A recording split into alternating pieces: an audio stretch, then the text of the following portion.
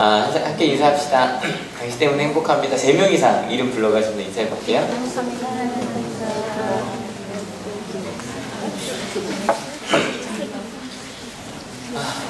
오늘 진짜 반가운 얼굴이 많이 왔어요.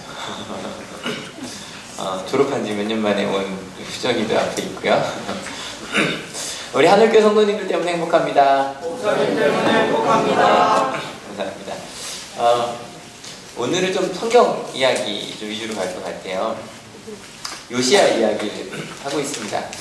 근데 이 요시야에 대한 평가, 왕입니다. 그 왕에 대한 평가가 계속 나오죠. 이제 요시야 그 왕에 대한 이야기는 오늘이 마지막입니다. 다음에도 왕이 잠깐 나오는데 정말 주인공이 아니었어요. 왕에 대한 이야기 항상 평가가 나오는데 요시야에 대한 평가 저희가 좀 전에 본문을 읽었는데요. 2절만 다시 한번 읽어볼게요. 준비 시작. 요시야는 주님께서 보시기에 올바른 일을 하였고 그의 조상 다윗의 모든 길을 본받아 곁길로 빠지지 않았다. 꾸준히 말씀 들으신 분들은 다윗처럼이란 말을 들었을 때 이 사람은 하나님만 따른 사람이구나 생각하실 거예요. 저희가 지난 시간에 나는 왕의 이름 기억하시나요? 4장. 히스기야. 히스기야에 대한 평가인데요. 다시 한번 읽어볼게요. 준비 시작. 그는 조상 다윗이 한 모든 것을 그대로 본받아 주님께서 보시기에 올바른 일을 하였다. 히스기야에 대한 평가고요. 이건 요시야에 대한 평가인데요. 빨리 두 개 비교해보세요. 다른 게 딱 한 부분이 있습니다. 뭐죠? 그거요. 찾으셨어요? 곁길로 빠지지 않았어요. 나머지는 앞뒤 순서만 좀 바뀌어있지 똑같거든요. 요시야에 대한, 특히 오늘 이야기의 주인공인 요시야는 곁길로 빠지지 않았던 요시야 왕입니다. 개인적으로 구약의 인물 중에 굉장히 제가 좋아하는 인물이에요. 이게 쭉 왕 연편인데요. 저는 실은 조선 왕도 다 못 외우는데 이거 당연히 못 외우겠죠. 근데 중요한 거 몇 가지만 아시면 좋아요. 다윗 솔로몬부터 시작해서 아합 왕은 악하기로 유명한 왕이었죠. 그리고 이제 요아스 왕이 나오는데 뭐 너무 복잡하잖아요. 짧게 요것만 기억합시다. 간단하죠? 간단하죠? 다윗 솔로몬으로부터 시작된 왕국이 솔로몬 다음에 로호밤 여로밤은 실은 안 외우셔도 되는데 나뉘었어요. 그리고 나서 아합 왕이 있죠. 그 오른쪽에 나온 아합 왕이 굉장히 악한 왕이었고 그때 바로 엘리야와 엘리사가 활동을 합니다. 그리고 나서 이제 여기 밑에 멸망한 이야기가 나오는데 아시리아, 바벨론한테 멸망을 하는데요. 그 이야기 이제 다음에 하게 될 것 같고요. 아합 왕의 마지막 아합 왕이 했던 그런 죄들을 이렇게 전복시켰던 사람이 바로 요아스, 이렇게 중요한 사람입니다. 그 다음에 지난 시간에 했던 히스기야 터널 이야기 좀 더 할 거니까요. 그리고 나서 이제 오늘 이야기의 주인공인 요시야입니다. 요 정도만 외워두시면 눈에만 익혀두시면 외우지 않는 거 조금 그렇고요. 익혀두시면 나중에 그 왕들에 대해서 이야기할 때도 이 분들에 대한 이야기만 좀 계속 반복이 돼요. 악한 왕도 아합 왕은 아마 주로 나오게 될 거예요.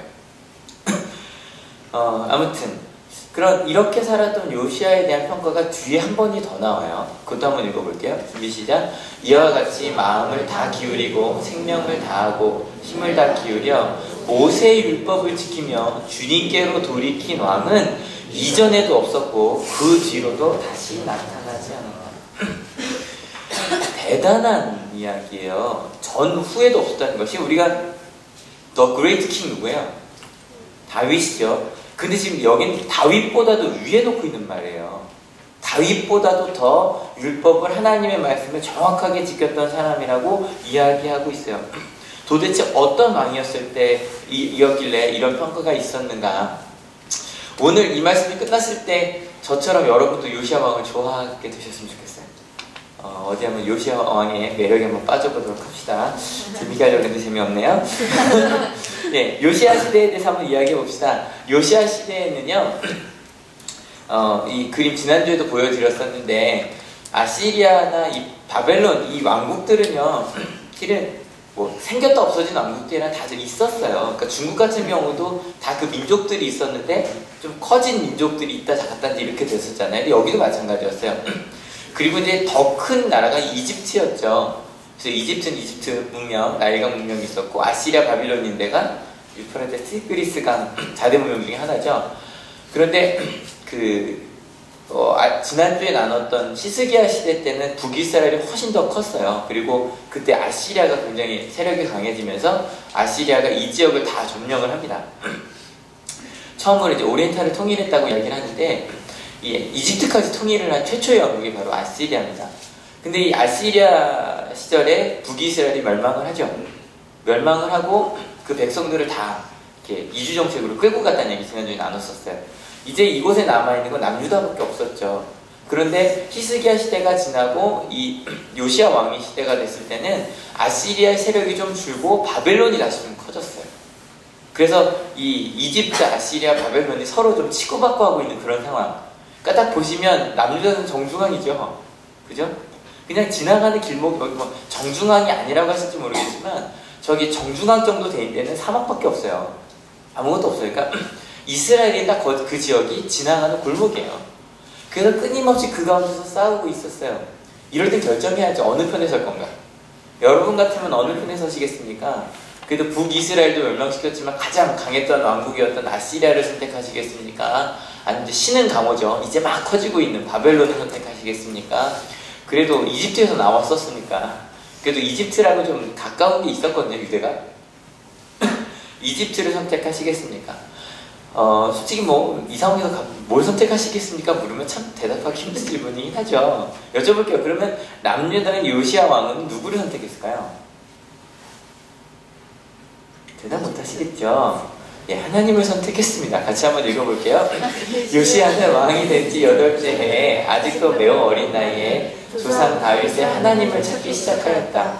그의 통치 12년이 되는 해에는 산당과 아세라 목상들과 아로색인 우상들과 부어 만든 우상들을 없애고 유다와 예루살렘을 깨끗하게 하였다. 그가 선택한 건 어느 나라도 아니고 하나님이었습니다. 실은 이 얘기는 히스기야 때도 비슷한 이야기를 했었어요. 여러분 절대로 상황이 좋아서 하나님을 선택하는 거 아닙니다. 반대로 상황이 어렵다고 하나님을 선택하는 것도 아닙니다. 계속 제가 이 문구들을 보여드려요. 관용어구예요. 다윗처럼 하나님만 섬길 거냐? 아합의 세 가지 나왔는데 정리해볼까요? 다윗처럼이라는 건 하나님만 섬긴다는 얘기고요. 아합의 죄라는 건 대놓고 우상 섬기는 거예요. 대놓고 하나님을 포기한 거예요. 여로보암의 죄라는 건 하나님이 아닌 건 하나님이라고 해놓고 잘못된 사랑이야. 나는 하나님을 사랑하고 있다고 착각하고 있는 거죠. 나는 교회 나오니까, 나는 헌금을 드리니까 그렇게 착각하고 있는. 그리고선 하나님이 내가 원하는 걸 주시면 하나님을 나를 사랑하시고 내가 원하는 걸 뺏어가시면 하나님이 계시지 않는 것 같은 그 여로보암의 신앙. 산당을 남겨둔다는 건 많은 것을 의지하는. 솔직히 그 양다리라고 하려고 했었는데 문어가라고 얘기하려다가 뭐 약간 표현이 애매하더라고요. 이것저것 다 좋아하는. 근데 여러분 지금 오늘이 2011년 11월 18일 얼마 안 남았죠? 얼마 안 남았죠? 이제 2주일 있으면 1월 1일이 돼요. 2012년이 됩니다. 근데 여러분 오늘 지금 여러분에게도 똑같은 질문을 드릴 수밖에 없어요. 여러분 누구를 선택하시겠냐는 거예요. 이 그림을 보시고 하나님을 선택하시겠습니까? 우상, 아니 잘못된 것을 하나님이냐 착각하면서 하시겠습니까? 아니면 많은 것을 의지하는.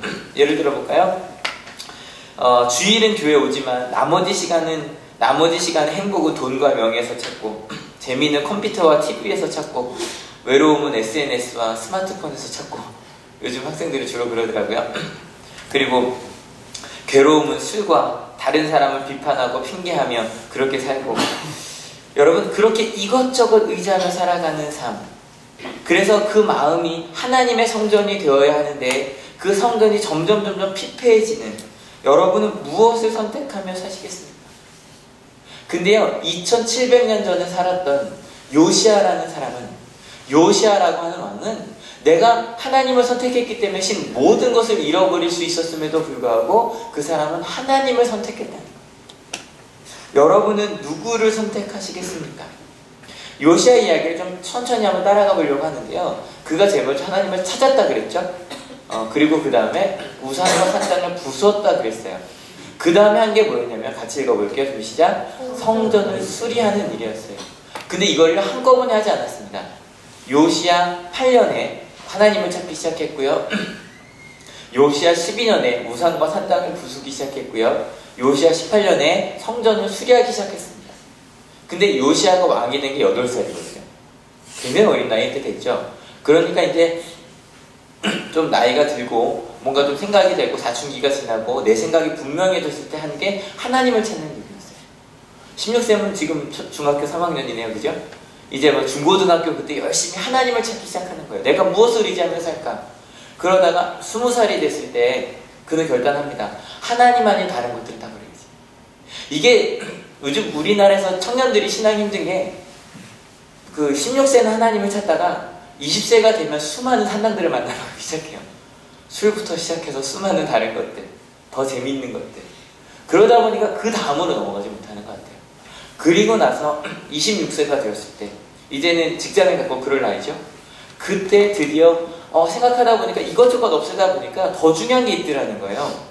바로 뭐냐면 일단은 뭐 하나님을 따르기 제일 먼저 해야 될 게 없애야 될 거예요. 여러분 연애를 한다 그래도 일단 과거부터 정리하고 시작을 해야죠. 그리고 어떤 그릇에 새로운 뭐 음료수를 담다 그래도 이전 걸 닦아내야죠. 그죠? 닦아내고 난 다음에 김희서 선생님께서 굉장히 환하게 웃으면서 저를 바라보고 계신데요. 닦아내고 난 다음에 이제 생각해보니까 예배를 드려야겠는데 그때서야 성전을 수리했어요. 무슨 얘기냐면 왕이 된 18년이 됐어요. 이 요시야는 처음부터 하나님에게 굉장히 헌신했던 왕이라고요. 그런데 성전을 수리하기 시작한 게 18년이라는 얘기 뭐냐면 그 전까지는 성전에 가긴 갔어도 성전에 무너진 부분을 봤다 못 봤다? 못 봤다는 얘기예요. 이게 11절에 보면 무슨 얘기가 나오냐면 유다의 왕들이 폐허로 만들어버린 건물들을 손질하였다. 하나님과 예배하던 그 자리가 폐허가 되어버렸는데 그때까지는 보이지 않았던 거예요. 그런데 막 다른 것들을 버리고 나니까 실은 여러분 이것저것 해야 될 일 많을 때 내 가운데 신앙이 어떻게 돼 있나 점검할 시간이 없어요. 그죠? 숙제도 해야죠. 연애도 해야죠. 이것저것 다 해야죠. 그러고 살다 보면 내 신앙생활이 어떻게 됐는지 돌아보지 못해요. 근데 생각해 술도 끊고 다른 거 뭐 친구들이랑 잘못된 만남들도 끊고 이것저것 다 끊고 하다 보니까 내가 이 시간을 뭘로 채우지? 그러다 보니까 성전에 갔는데 거기 이것저것 지저분한 게 보이는 거예요.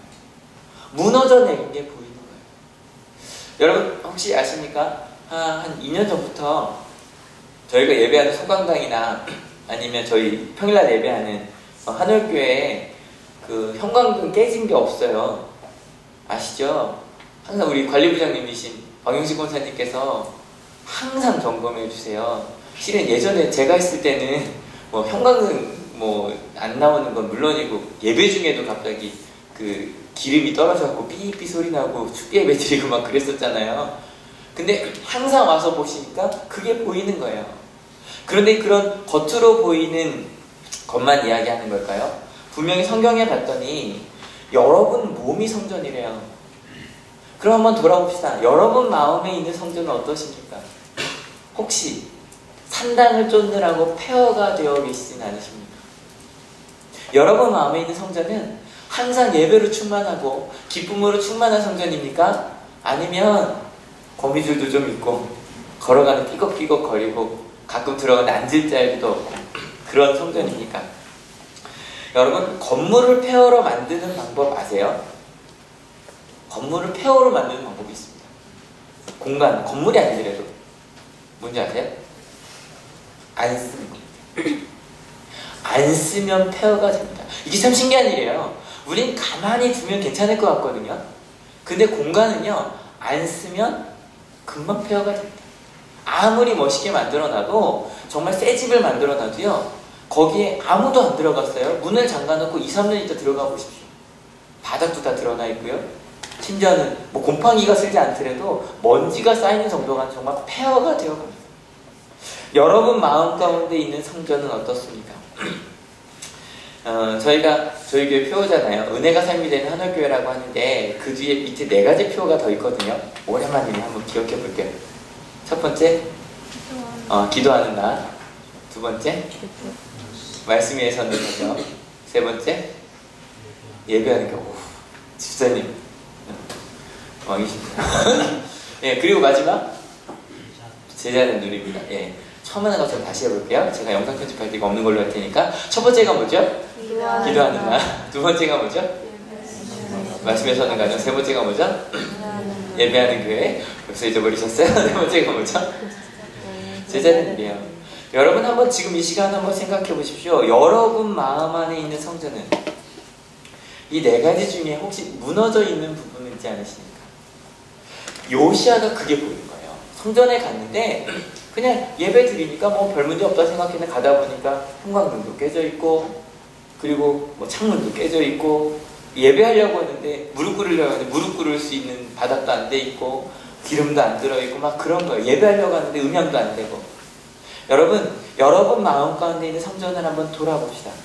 그리고 나서 황폐해진 부분이 있다면 보수해야죠. 근데 여기까지 보면 하나님을 찾고 우상과 산당을 부수고 성전을 수리하는 일까지는요 히스기야도 했던 일이에요. 그리고 요아스도 했던 일이에요. 근데 분명히 요시아는 달랐다 그랬죠. 왜냐하면 이 성전을 수리하다가 놀라운 걸 발견합니다. 같이 읽어볼게요. 좀 시작. 말씀을 발견하다. 저희가 지난주까지는 열왕기서를 읽었는데 이 요시아 이야기에는 역대에서 훨씬 더 잘 나와 있었어요. 그래서 좀 역대하로 넘어가 볼게요. 역대하 34장 14절 15절 같이 읽겠습니다. 힐기야 제사장은 주님의 성전에서 그의 보관된 돈을 꺼내다가 모세가 전한 주님의 율법책을 발견하고 사반 서기관에게 자기가 주님의 성전에서 율법책을 발견하였다고 하면서 그 책을 사반에게 주었다. 근데요 이거 보면 좀 의아하지 않으세요? 율법책이 없었단 말이에요. 아니 이 말로 보면 없었다는 얘기잖아요. 주님의 율법책이 이제서야 발견이 됐다는 거예요. 이게 다윗왕 뭐 솔로몬 왕 때 이 성전을 지었으니까 솔로몬 왕 때 거의 몇백 년이 지났는데 그동안 없었던 율법책이 발견이 됐다는 거예요. 그럼 어떻게 그 전에 예배를 했다는 거예요? 율법책이 없었던 건 아니었거든요. 일단 좀 머릿속에 궁금해 하세요. 도대체 율법책이 어떤 율법책이 발견된 거지? 궁금해한 상태로 그 다음 절 한번 같이 읽어봅시다. 사반서기관은 힐기야 제사장이 자기에게 책 한 권을 건네주었다고 왕에게 보고했다.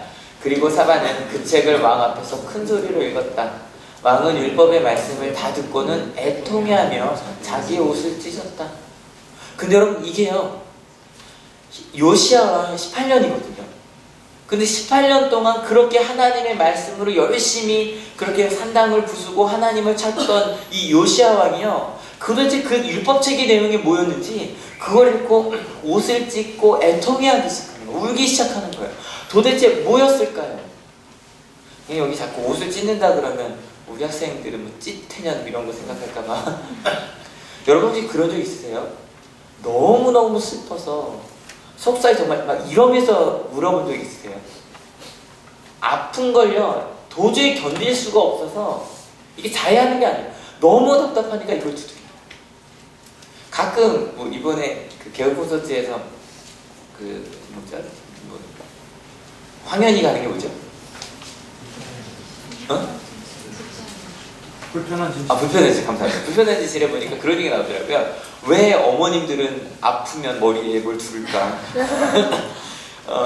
근데요 그게 진짜 아프면요 이거 좀 질끈 매고 싶을 때가 있어요. 막 짚잖아요. 그거 대신 눌러놓는 거예요. 머리가 아프니까. 마찬가지로요 너무너무 슬퍼서 마음이 아파서 이걸 하고 도저히 못 참고 찢어버리는 거예요. 그래서 왕의 옷이 너덜너덜해야 될 정도로 그렇게 울었다는 거예요. 도대체 무슨 일이었길래 도대체 그 책에서 발견된 내용이 뭐였길래 조금 더 읽어볼까요? 그들은 주님께로 나아가서 나를 대신하여 그리고 아직 이스라엘과 유다에 살아남아 있는 백성을 대신하여 이번에 발견된 이 두루마리 말씀에 관하여 주님의 뜻을 여쭈어 보도록 하시오. 우리의 조상이 주님의 말씀을 지키지 않고 이 두루마리에 기록된 모든 것을 지켜 따르지 않았으므로 주님께서 우리에게 쏟으신 진노가 크오. 요시아 좀 얘기해요. 그게 뭔지 모르겠는데 우리가 이 책에 쓰여진 대로 살지 않았다라는 거예요. 도대체 그게 무엇이었을까요? 분명히 요시아 이전에 히스기야가 요시아의 할아버지거든요. 히스기야 시대도 히스기야도 분명히 말씀을 따라 열심히 뭐 다시 유월절도 회복시키고 막 이랬었거든요. 그럼 도대체 히스기야 때까지 있었던 말씀과 이 요시아가 발견한 주님의 그 두루마리 책은 어떤 차이가 있냐는 거예요. 예, 말씀이 있긴 있었어요. 그런데요, 주님의 말씀이 있었는데 사람들은 이게 옮겨 써야 되잖아요. 옮겨 써야 되는데 뭐 100년 전만 해도 이 책이라는 건 아무나 가질 수 있는 게 아니었으니까 그 주님의 말씀을 사람들이 해석하기 시작합니다. 물어보니까 이제 대답해 줘야죠. 근데 대답해 주기 위해서 쓰다 보니까 해석이 가미하고 나면 이 중요하다고 생각하면 전해달라고 하잖아요. 그 중요하다고 생각하는 걸 전해줘요. 근데 그 중요하다고 하는 그 기준이 뭐예요? 주로 내 생각이에요. 그때의 상황이에요. 그러다 보니까 말씀이 전해지고 나면 이제 구전된다는 거예요. 구전되는 것만 아니라 옮겨 쓸 때도 마찬가지예요. 옮겨 쓰고 나니까 내 생각이 조금 더 커져요. 또 시간이 지나요. 이 중에 또 뭐가 중요하죠? 또 주님 말씀 옮겨 적긴 적었는데 주님의 말씀은 실제 말씀 점점 줄고 내 생각이 좀 더 커져요. 또 시간이 지나요. 또 시간이 지나요. 분명히 주님의 말씀이 전달이 되긴 됐어요. 근데 그 교회 안에 있는 선포되는 말씀 가운데 사람의 생각이 더 많아져요? 실제로 전해진 주님의 말씀이 더 많아져요? 사람의 생각이 더 많아져요. 그리고 더 무서운 거는 이렇게 가다 보면 내 생각이요, 그냥 내 생각이 아니라 내 말씀이 되어버려요. 그리고 사람의 생각과 전통이 하나님의 뜻인 것처럼. 여러분, 우리도 그렇지 않나요? 처음에는 하나님, 저의 모든 것을 다 하나님께 드립니다. 주의 말씀에 순종하겠습니다 하고 가다가 정말 내가 주일은 주님의 날이잖아요. 주님의 날이니 온전히 주님께 드리겠습니다 하고 하다가 시험 기간이네. 오전 예배만 드리고 가야지. 좀 시간이 지나요. 시험 기간인데 좀 바쁜 일이 있는데 그러면 그냥 가까운 교회 가서 예배 드리면 안 될까? 시간이 좀 지나요. 뭐 이번 주 말고 다음 주에 가지 뭐. 점점 내 생각이 당연한 것처럼. 근데 더 큰 문제는 뭐냐면요, 주님의 말씀이 내 말씀이 되어버리잖아요. 같이 한번 읽어볼게요. 시작. 난 말씀대로 살고 있어.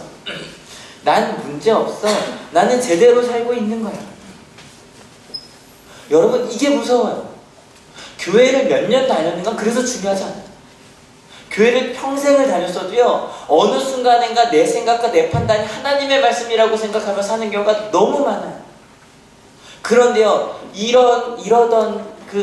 그래도 그 전해진 말씀 갖고 열심히 살았던 거 요시아는 18년 동안 그러다가 주님의 말씀을 봤어요.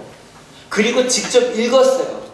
여러분도 아마 그런 경험 있으실 거예요. 나는 문제없어. 나는 뭐 이만하면 교회 열심히 다니는 거지 뭐 라고 생각하며 살았는데 어느 순간인가 하나님의 음성을 들었는데, 아니 성경책을 읽어서 보는데 내 생각과 너무 다른 거예요. 내 판단과 너무 다른 거예요. 나는 이 주님의 말씀에서 내 생각이 너무 멀리 떨어져 있는 거예요. 여러분 혹시 그러한 두려움을 경험해 보신 적이 있으십니까? 주님의 말씀, 그 주님의 말씀에 우리를 비춰봐야 돼요. 그랬더니 분명히 요시아는 생각했을 거예요. 주변에서 그랬을 거예요. 요시아 왕이시여, 당신과 같은 왕은 지금까지 없었습니다. 당신 내가 봤던 히스기야 왕보다도 당신이 더 하나님께 신실한 사람이다 아마 얘기했을 거예요. 그런데 주님의 말씀에 비추어 보니 아니었어요. 무릎 꿇기 시작했어요. 내가 이렇게 하나님의 은혜에서 멀어졌구나. 여러분, 단순히 하나님의 말씀에서 멀어졌다는 건 하나님의 계명을 어겼다는 이야기 정도가 아니에요. 하나님의 은혜에서 멀어진 거예요. 하나님께서 우리에게 주신 그 행복에게서 멀어진 거예요. 하나님께서 하나님을 믿는 자는 누구나 누릴 수 있는 그 기쁨에서 멀어진 거예요. 여러분, 그리고 하나님에게서 멀어지니 재앙 속에 머물 수밖에 없는 거예요.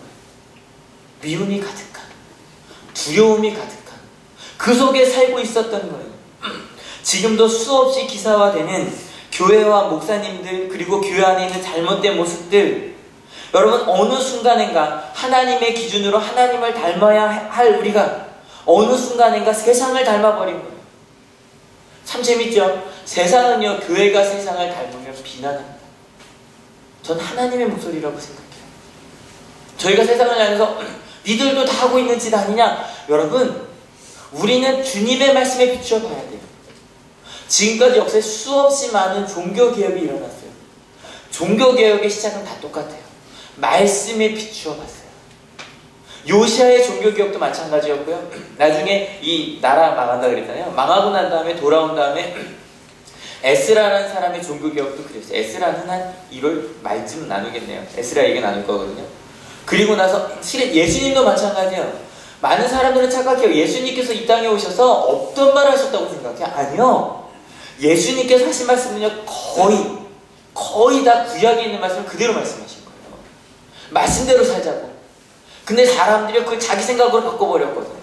내가 사랑해야 될 사람과 내가 원수로 미워해도 되는 사람을 나눠버렸거든요.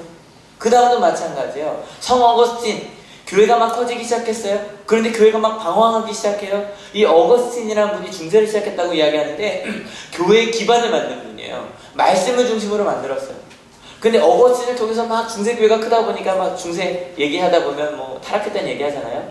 그러자 마틴 루터가 솔라 스크립트라, 말씀만으로 다시 돌아가자. 그러고 종교개혁을 일으켰고요. 그렇게 했던 또 영국 성공인가 잘못 가자 우리 감리교회 창시자 요한 웨슬리 목사님께서 또 말씀만으로 다시 만드는, 끊임없이 이 말씀을 통해 종교개혁이 일어났어요. 요시아는 말씀을 발견한 그 순간부터 그전 18년도 정말 열심히 살았지만 죽을 때까지 온 백성에게 말씀을 전하기 위해서 살아요. 같이 한번 읽어볼게요. 하나님을 찾고요, 우상과 산당을 부수고요, 성전을 수리하죠. 성전을 수리하다 뭘 찾았다고요? 말씀을 찾아요. 말씀을 발견하고 난 다음에 그가 뭘 했냐면, 같이 읽어볼게요. 시작. 주님과 언약을 맺어요. 근데 이 언약을 맺은 주체가 뭐냐면 모두요. 같이 한번 읽어볼게요. 왕이 사람을 보내어 유다와 예루살렘의 모든 장로를 불러모았다. 이게요, 하나님 말씀 읽다 보니까 자기 혼자서는 안 되겠는 거여서 모든 사람을 불러 모읍니다. 31절까지 읽을게요. 왕은 주님의 성전에 올라갈 때 유다의 모든 백성과 예루살렘 주민과 제사장들과 레위 사람들과 어른으로부터 아이에 이르기까지 모든 백성을 다 데리고 주님의 성전으로 올라갔다. 그때 왕은 주님의 성전에서 발견된 언약책에 적힌 모든 말씀을 사람들에게 크게 읽어 들려주도록 하였다. 왕은 자기의 자리에 서서 주님을 따를 것과 마음과 목숨을 다 바쳐 그의 계명과 법도와 규례를 지킬 것과 이 책에 적힌 언약의 말씀을 지킬 것을 맹세하는 언약을 주님 앞에서 맺었다.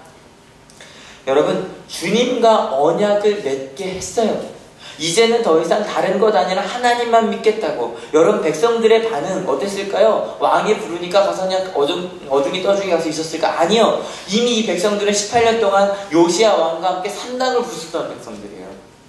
그러니까 이 말을 듣자마자 같이 하나님을 따르겠다고 이야기하기 시작해요. 그 다음에 했던 게 바로 이거예요. 같이 읽어볼게요. 좀 시작. 예배를 회복하다. 하나님을 믿기로, 하나님만 섬기기로 결단한 백성들은요, 여러분, 마음의 성전이 고쳐지고 나면 그 성전에서 뭐 해야 돼요? 예배해야죠. 예배를 회복하기 시작했어요. 근데 실은 이 예배라는 것도요, 예전까지 예배는 윗사람들의 예배였어요. 왕과 돈이 있는 바사람들의 예배였지 일반 백성들은 예배랑 거리가 멀었어요. 왜냐면 예배를 드리려면 소도 갖다 바쳐야 되고 양도 갖다 바쳐야 되고 최소한 비둘기는 갖다 바쳐야 되는데, 여러분, 일반 백성이 먹고 살 것도 없는데 비둘기가 어디 있어요? 그래서 히스기야 시대 때 이 예배를 회복하기 위해서 온 나라를 돌아다니면서 전령이 얘기합니다. 예배하러 오십시오 막 이야기하는데요, 성경에 뭐라고 나오냐면 백성들이 그 전령들을 조롱했단 말이 나와요. 니네 얘기지 우리랑 상관없어. 근데 요시아가 이 예배를 회복하기 위해서 뭐라고 어떻게 하냐면요, 자신이 가지고 있는 엄청난 재산 다 풀어버려요. 성경에 보니까 요시아가 그 백성들에게 나눠준 뭐 양이 4만 마리? 4만 마리 양을 그냥 나눠주고 모든 귀족들이 자기가 갖고 있는 재산을 다 풀어요. 그래서 백성들이 예배할 수 있게 해줘요. 여러분, 그리고 그것으로 백성들이 예배하기 시작해요. 그리고 나서야 그는 죽을 때까지 작은 산당 하나도 남겨두지 않아요. 심지어 북이스라엘 이미 멸망했죠? 멸망한 그곳까지 가서 여로보암이 세웠던 그 신상을 다 무너뜨려버려요. 하나도 남기지 않고 다 드디어 400년간 이어온 여로보암의 죄가 무너진 거예요. 요시아는 죽을 때까지 이 일을 해요. 그랬더니 보통 왕에 대한 평가만 나오거든요, 성경에 보면. 근데 이 요시아 왕의 마지막 이야기는요, 왕에 대한 평가만이 아니라 백성에 대한 평가도 나와요. 같이 한번 읽어볼게요. 왕이 거기에 있는 예루살렘과 베냐민 사람들도 이 언약에 참여하게 하니 예루살렘의 주민이 하나님 곧 조상의 하나님 세우신 언약을 따랐다. 33절 이와 같이 요시아는 이스라엘 자손에게 속한 모든 땅에서 혐오스러운 것들을 다 없애버리고 이스라엘의 모든 사람으로 주 하나님을 섬기게 하였으므로 요시아가 살아있는 동안에는 백성이 주 조상의 하나님께 복종하고 떠나지 않는다. 대단한 일이에요. 이 사람이 살아있는 것만으로도요, 그 백성 전체가 하나님의 뜻에 순종했다는 거예요. 요시아는 자신만이 아니라 온 백성들을 말씀으로 하나가 되게 했어요. 산당 하나 남겨두지 않았어요. 그런데 요아스와 마찬가지로 요시아도 전쟁터에서 좀 허무하게 죽어요. 죽음은 그 요시아 31년이 됐을 때 그냥, 그래서 뭐 왕이 된 지 31년, 하나님을 찾은 지 23년, 산당을 없애기 시작한 지 19년, 말씀을 찾고 철저하게 순종하기 시작한 지 13년 만에 그냥 죽어요.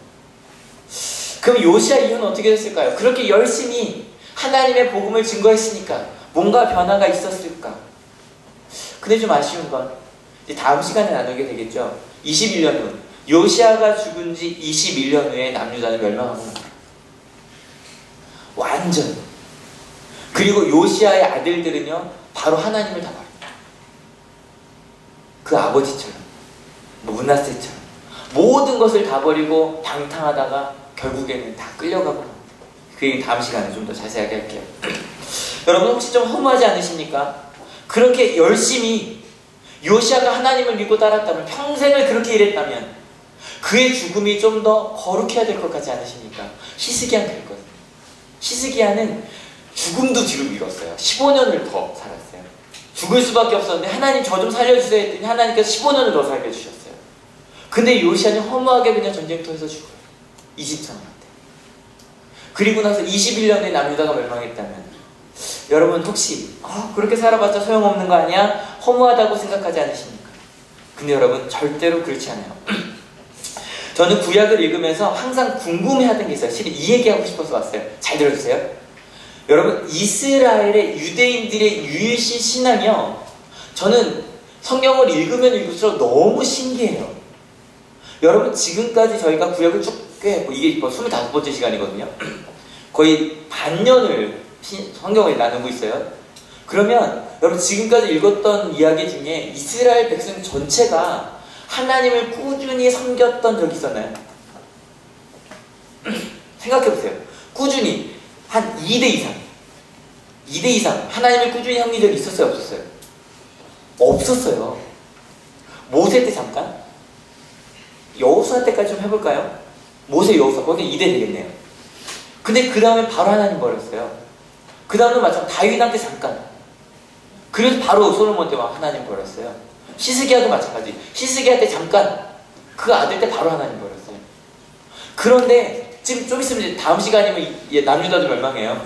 이스라엘의 국가라는 게 존재했던 게요, 1948년에 이스라엘이 다시 재건되기 전에는 없어요. 이게 끝이에요. 그런데 한 번도 하나님을 제대로 섬기지 않던 이스라엘 민족이요, 지금도 유일신 신앙을 지키고 있다니까요.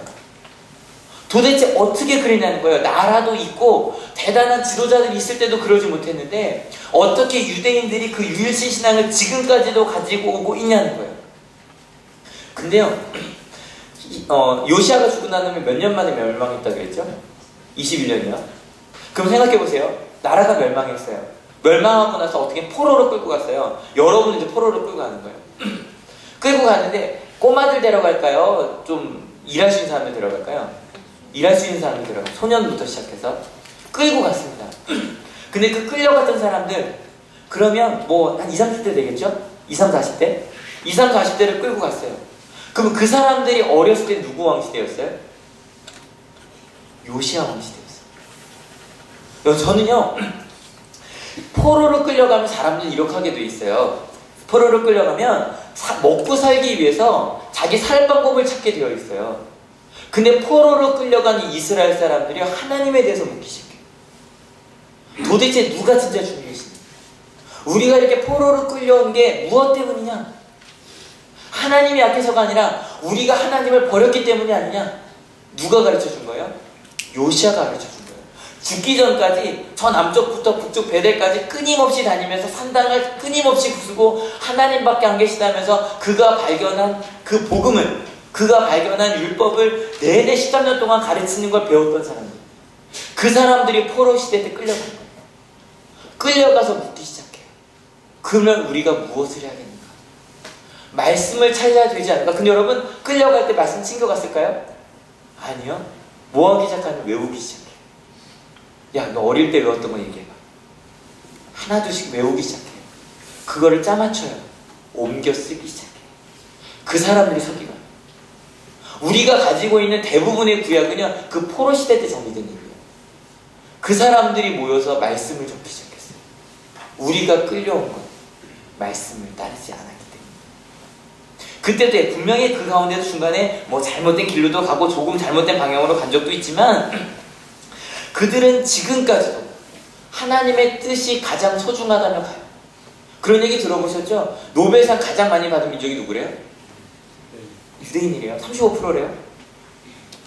나라도 없던 민족이었던 유대인들이 노벨상의 35%를 받아갔대요. 지금도 전 세계에서 돈이 중요하다, 명예가 중요하다고 얘기하지만 아직도 정말로 유대인들은 구약을 가르쳐요. 자기 자녀에게 가장 어릴 때부터 구약과 탈무드를 가르쳐요. 가치관을 가르쳐요. 정말로 여호와를 경외하는 것이 모든 지식의 근본이라고 가르쳐요. 그 유대인들의 신앙이 바로 이 요시야 왕 때부터 시작이 됐다는 거예요. 여러분 어떻게 생각하세요? 요시야 왕의 종교의 개혁이 실패한 거예요? 아니요. 그로부터 실은 예수님이 오실 수 있는 기반이 많으니. 한번 순서대로 한번 읽어볼게요. 시작. 하나님을 찾다. 예. 16세부터 하나님을 찾기 시작했어요. 여기 중국 우리 딸 중고등부부터 청년송년부터 있잖아요. 이때부터 하나님 찾아야 돼요. 그러다가 20살이 됐어요. 같이 읽어볼게요. 우상과 산당은 부수다. 20살 때부터요, 목적을 분명하게 해야 돼요. 내가 무엇을 위해 살아갈 건가? 나 하나님을 위해 살아야 되니까 하나님 아닌 것들은 난 다 버릴 거야. 관심 갖지 않을 거야. 버리는 거예요. 그러고 나서 26살이 됐어요. 성전을 수리하기 시작해요. 이제부터는 이제 내가 직장을 갖기 시작하니까 어떻게 살아야 되지? 무엇을 위해 살아야 되지? 하나님을 예배해야지. 근데 성전을 수리하다 보니까 뭐가 발견이 돼요? 말씀이 발견이 돼요. 그리고 그 말씀을 통해 자기를 봐요. 왜냐면 26세쯤 되면 이제 내 생각과 내 삶을 내가 결정할 때잖아요. 그리고 같이 읽어볼게요. 주님과 언약을 맺어요. 26세. 나 이제 주님만을 위해 평생을 살아갈 거야. 그리고 나서 예배를 회복해요. 그리고 마지막 죽는 날까지 말씀을 가르쳤어요. 여러분, 이게 바로 요시야의 평생이었어요. 여러분, 지난 시간에 히스기야가 기다림을 준비하면서 히스기야 터널을 팠다는 얘기 말씀드렸었죠? 뭘 위해서였어요? 물 때문이었어요. 나중에 아시리아한테 우리가 둘러싸이면 버텨야 되는데, 하나님께서 구원할 때까지 버텨야 되는데, 그걸 위해서 돌산을 535m를 팠어요. 물을 끌어오려고, 포기하지 않으려고, 항복하지 않으려고. 근데 여러분 혹시 아십니까? 이 생수는요, 지금 갔더니 많이 말랐어요. 많이 말랐어요. 지금도 실로암에 물이 있긴 하지만 물이 많이 안 흘러요. 그런데요, 마르지 않는 생수가 있어요. 무슨 생수예요? 말씀의 생수예요. 히스기야가 생수를 위해서 히스기야 터널을 팠다면, 요시야는 절대로 마르지 않은 말씀의 생수를 그 민족에게 판 거예요. 가르쳐준 거예요. 죽을 때까지. 그것도 산당을 섞지 않고 순수한 말씀만 전해준 거예요. 예배의 생수, 말씀의 생수, 순종의 생수. 나중에 요시야가 죽고 나서 그 밑에 있는 왕들이 백성을 잘못된 길로 이끌어도 그 생수는 오염되지 않았어요. 심지어는 나라를 잃고 가족을 잃고 모든 것을 잃었어도 요시야가 심어놓은 그 말씀의 생수는 마르지 않았어요. 여러분 혹시 그 생수를 갖고 싶지 않으십니까? 그 말씀의 생수가 여기 있습니다. 성경에 있습니다. 여러분 성경 얼마나 읽고 계십니까? 여러분 그 생수가 어딘지 아십니까? 이 예배 속에 있습니다. 근데 여러분 더 놀라운 사실을 가르쳐 드릴게요. 요시야가 그렇게 죽을 때까지 31년을 그렇게 정말 가지려고 심어주려고 했던 그 말씀의 생수가 지시하는 분이 있어요. 누군지 아세요? 예수님. 실은요, 구약의 사람들은요, 이 말씀의 생수를 놓치지 않으려고 끊임없이 읽고 외우고 포기하지만 잘못된 길로 가지 않으려 끊임없이 토론해야 됐어요. 그런데 2000년 전, 다음 주면 성탄절이잖아요. 이 땅에 오신 예수님께서는요, 말씀의 생수 자체세요. 믿으십니까? 그래서 그 예수님을 만나요. 그 주님과 함께 말씀을 읽으면 끊임없이 말씀의 생수를 주시고요. 우리를 이끌어 주시고요. 절대로 멈추지 않아요. 여러분 성경에 보니까 뭐 생수가 흘러나리라 그러잖아요. 근데 예수님을 만 성령의 생수는요 강처럼 흘러나온다는 거예요. 나만이 아니라 아무리 포도 마르지 않는 그런 생수 예수님이 여러분에게 주기 원하십니다. 믿으십니까? 여러분 저도 생각해요. 요즘 이제 12월 되니까 1년 동안 있었던 데 계속 돌아봐요. 근데 돌아보면서 그 생각해요.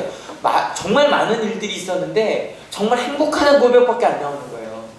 어떻게 그렇게 많은 일들이 있었는데 행복한 일밖에 안 남았지? 이유는 간단했어요.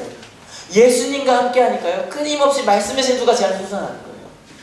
그러니까 뭐 하루에 몇 번 예배를 해도 아무리 많은 일이 있어도요. 절대로 제 가운데 있는 그 행복이 제 가운데 있는 생수가 마르지 않더라고요. 여러분 마음속에 있는 그 성전을 여러분은 무엇으로 채우시겠습니까? 매일매일 주어지는 24시간이라고 하는 그 소중한 시간을 여러분은 무엇으로 채우시겠습니까? 여기 마르지 않는 생수가 있습니다. 십자가 안에 마르지 않는 생수가 있습니다. 2000년 전에 오신 예수님, 그 예수님에 대한 기록이 바로 이 성경입니다. 여러분 이 안에 그 누구도 빼앗을 수 없는 하나님의 행복, 그 생수가 담겨져 있습니다. 믿으십니까?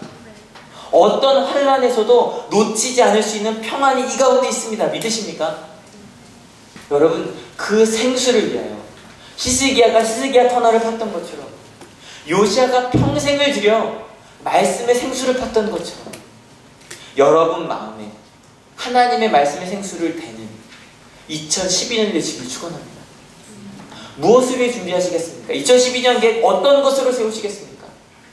우리 하늘교회 다시 말씀으로 돌아갑니다. 2012년 다시 말씀으로 돌아가 지금 교회 오래 다니셨잖아요. 목사부터 장로님, 권사님들 다 계시잖아요. 근데 여러분 다 내려놓고 다시 한번 말씀으로 우리 삶을 비춰봅시다. 그리고 나서 절대로 여러분 부모님들 자녀에게 뭐 주고 싶으세요? 아파트 괜찮죠? 학벌 좋죠? 근데 여러분 이 마르지 않은 생수를 주는 여러분 되시길 축원합니다. 우리 가정이 다른 게 아니라 이 마르지 않는 생수가 있는 가정이 되길 축원합니다. 그래서요 오래 안 기다릴 거예요. 저 맨날 3월에 1월에 바로 시작할 거예요. 속회 다시 시작합니다. 속회 다시 시작하는데 제자훈련 다시 하고 시작할 거예요. 그래서 딱 3가지 결정하세요. 주일 오후, 평일날, 평일 저녁 3팀 한꺼번에 시작할 겁니다. 그래서 이번 주 다음 주까지 결단하세요. 시작하셔서 제가 시작하고요. 3개월 동안 제자훈련하고 말씀 읽고 그리고 나서 다시 돌아가게 할 겁니다. 여러분 하나님의 말씀 그 마르지 않는 생수로 살아가는 여러분 되시기를 축원합니다. 그리고 꼭 기억하십시오. 혹시 지금 여러분 마음속이 갈급하시다면 혹시 지금 저쪽 흥분한 거 보이시죠? 저 보시면서 도대체 이성재 목사는 뭐 때문에 저렇게 말하지? 라고 궁금해 하신다면 나는 갈급한데 나는 저 사람이 말하는 게 나한테 없는 것 같은데 그렇다면 기도하시기 바랍니다. 찾으시기 바랍니다. 그리고 채우시기 바랍니다. 하나님께서 주실 겁니다. 믿으십니까? 정말 우리 마음 가운데 예수님을 만나기에 갈급하신 영이 있을 수 있었으면 좋겠습니다. 이 시간 같이 찬양하려고 하는데요. 지난주에 불렀던 찬양이에요. 가사 한번 다시 읽어볼게요. 주를 위한 곳에 예배하는 자들 중에 그가 찾는 이 없어 주님께서 슬퍼하시네. 많은 사람들이 교회 다닙니다. 지금 이 시간에도요. 우리 한국에서 거의 뭐 1000만 명이 뭐예요? 1500만, 거의 2000만 명에 가까운 사람들이 성당과 교회에서 다 같이 예배를 드리고 있을 거예요. 근데 여러분 주일날 예배를 드리지만 정말 요시야처럼 나의 생명의 근원을 말씀에 대는 사람, 예수님과 동행한 사람이 많지 않아요. 그래서 슬퍼하십니다. 여러분 마음의 성전 아까 보셨죠? 여러분 마음속에 있는 성전을 보며 하나님은 어떤 표정을 짓고 계십니까? 같이 읽어볼게요. 주님이 찾으시는 그 한 사람, 그 예배자, 내가 그 사람 되길 간절히 주께 얘기합니다. 이 시간에 하나님 모든 백성이 다 딴 길로 갈지라도 하나님을 선택했던 요시야처럼 죽는 날까지 그 말씀의 생수를 받던 요시야처럼 나도 그렇게 살겠다. 내가 그 한 사람이 되겠다. 내 주변에 아무도 그 길 가지 않아도 내가 그 길 가겠다고. 같이 읽어볼게요. 주 은혜로 이곳에서 주 임재에 엎드려졌네. 그 어느 것도 난 필요 없네. 주님만 경배해.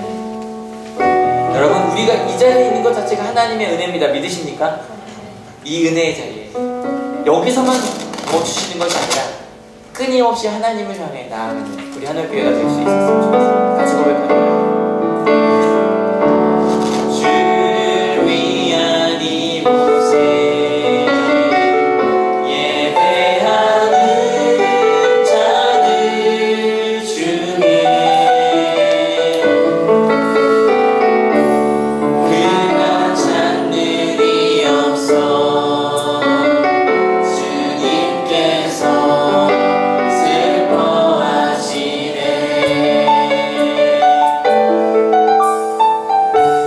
주님이 찾으시네. 그 한 사람 그 예배자. 내가 그 사람 되게 간절히 주께 예배하네. 주를 위한 이곳에 예배하는 자들 중에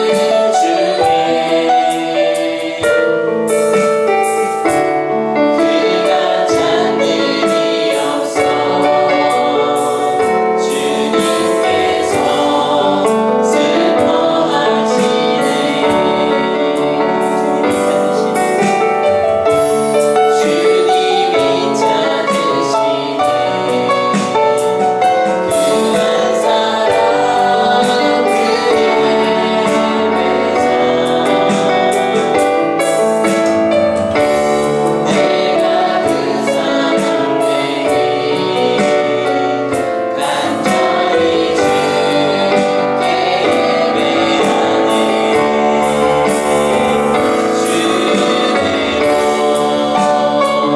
이곳에 서 있는 주님께 엎드려 절하네. 그 어느 것도 나 필요 없네. 주님만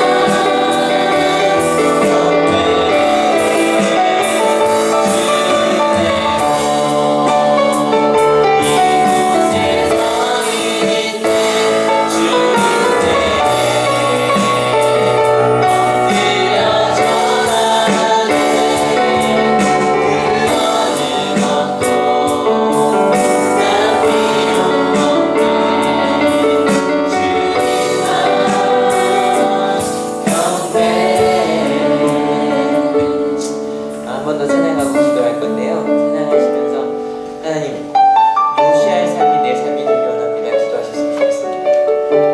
하나님, 요시아처럼 살게 하여 주십시오. 주님을 찾고 산당을 부수고 성전을 수리하며 말씀을 발견하고 그 발견된 말씀 가운데 내가 하나님과 언약을 맺고 그리고 예배를 회복하고 그 말씀을 증거하는 그 생명을 증거하는 자가 바로 내가 되게 하도록 기도해 주십시오. 특별히 오늘 중보 같이 하겠습니다. 기도하실 때 우리 한올교회가 바로 그 요시아와 같은 그 믿음을 증거하는 교회가 되게 하여 달라고, 이곳에 오는 이들에게 그 말씀을 심겨주는 교회가 되게 하여 달라고, 또 우리 사역자들을 위해 기도해 주십시오.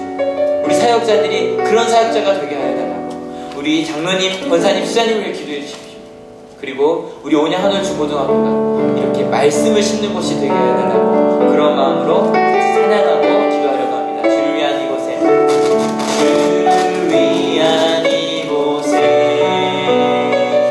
예배하는 자들 중에 그가 찾는 이 없어, 그가 찾는 이 없어 주님께서 슬퍼하시네. 주님이 찾으시는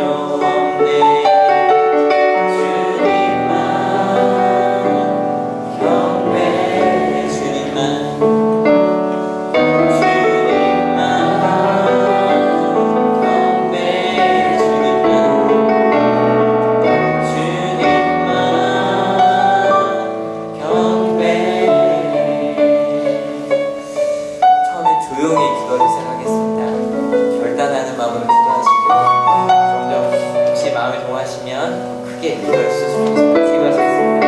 하나님, 2011년이 끝나갑니다. 내가 2011년 동안 정말로 내가 채우고 싶은 일을 돌아봅니다. 요시야는 평생을 멸망하고 살았습니다. 그는 하나님을 찾기 원했습니다. 그리고 그 안에 하나님 안에 많은 것들을 다 주어버렸습니다. 그러나 성전이 보였습니다. 그리고 성전을 정확히 찾았을 때 그 안에 하나님의 말씀이 보였습니다. 그 말씀에 자신을 비추어보았습니다. 그리고 그 말씀에 비추어보았습니다. 자신이 여전히 부족하시는 줄 알았습니다. 그래서 마지막에 그 복음을, 그 생명을 증거하기 위해 살았습니다. 그리고 그는 21년에 모든 것을 잃어버리고 더 이상 숨기지 않은 하나님의 생수를 공부한 사람이 되었습니다. 하나님, 우리가 어렵게 하신 하나님, 우리 하늘교회가 이 생수를 공부하는 교회가 되게 하여 주시옵소서. 우리 하나님을 주고 있는 다른 것이 아니라 이 끊이지 않는 생수, 그 믿음을, 그 복음을, 그 생명을 증거하는 교회가 되게 하여 주시옵소서.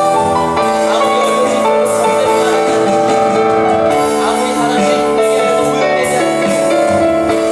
아파도 절대 마르지 않는 그 생수, 아무리 어려움이 있어도 절대로 마르지 않는 그 생수, 아무리 사람들이 힘들게 하여도 오염되지 않는 그 순수한 복음을 증거하는 교회가 되게 하여 주시옵소서. 그러나 교회가 되게 하여 주시옵소서. 아버지, 이곳에 있는 모든 성도님들이 이곳에 함께한 예배하는 자들이 하나님의 뜻과 하나님의 뜻과 하나님의 복음을 찾아가고 이들을 정말 끝없이 많은 사람들이 하나님의 복음과 하나님의 믿음에 들어오도록 이게 함께 움직이시는 것입니다. 말씀하시는 것입니다. 우리 속에 하여 주시옵소서. 우리 속에 하여 주시옵소서. 요시야를 위해서 선교하시기 위해 환경을 원하지 않고 상황을 원하지 하시고 오직 하나님만 바라보는 저희가 되게 하여 주시옵소서. 우리 속에 원하시는 하나님을 바라보는 우리에게 주시옵소서. 하나님, 요시야는 하나님을 찾았습니다. 그리고 하나님을 찾는데 방해가 되는 것들을 다 버렸습니다. 그랬더니 예배가 보였습니다. 성전이 보였습니다. 성전을 치우다가 말씀을 발견하였습니다. 생명을 발견하였습니다. 그리고 예배를 회복했습니다. 언약을 맺었습니다. 평생을 그것을 가르치며 살았습니다. 요시야에게서 그 생명을 받은 이들은 나중에 나라를 잃어버린 다음에도, 가족을 잃어버린 다음에도 그들은 흔들리지 않았습니다. 2700년간 그들은 흔들리지 않았습니다. 하나님, 그 말씀의 생수를 파는 우리 한올교회가 되게 하여 주시옵소서. 다른 것 아니라 각 가정에 그 말씀의 생수를 파게 해주는 그런 우리 한올교회가 되게 하여 주시옵소서. 우리 온양 한올 중고등학교가 다른 것 아니라 그 말씀의 생수를 파게 해주는 우리 하나님의 학교가 되게 하여 주시옵소서. 이 가운데 혹시 지금 마음이 아프고 힘들다고, 모든 생수가 다 없어져 말라버린 것처럼 힘들어하고 있는 이들이 있다면 주님 지금 말씀하여 주시옵소서. 그 물은 다른 곳으로 채워지지 않는다. 오로지나 예수님의 복음, 그 생명만이 채울 수 있다. 내가 너와 함께 경한다. 말씀을 발견하고 순종했던 요시야처럼 그 말씀에 순종하는 우리 한올교회가 되게 하여 주시옵소서. 2012년부터가 아니라 바로 지금 이 순간부터 말씀에 순종하고 말씀에 무릎 꿇고 말씀을 내 가운데 가득 채우는, 그래서 우리 후손들에게 다른 것이 아니라 그 말씀의 생명을 증거하는 저희가 되게 하여 주시옵소서. 하나님, 이곳에 온 많은 이들 그저 오지 아니하고 귀한 예물들을 가져왔습니다. 하나님, 세상에선 이 돈이 제일 중요하다고 여깁니다. 돈이 없으면 아무것도 할 수 없다고 얘기합니다. 근데 하나님, 여기 바쳐진 예물 위에는 하나님밖에 없다고. 하나님, 이 돈보다 내겐 하나님이 더 소중하다고. 아니, 내 모든 것이 하나님이라고 하는 그 마음의 신앙 고백이 담겨져 있어요. 이 예물을 아름답게 받아주시고 기쁘게 받아주시고 이 예물을 통해 하나님의 나라를 이루어 주시옵소서. 감사합니다. 예수 그리스도의 이름으로 기도했습니다. 하나님께 영광의 박수.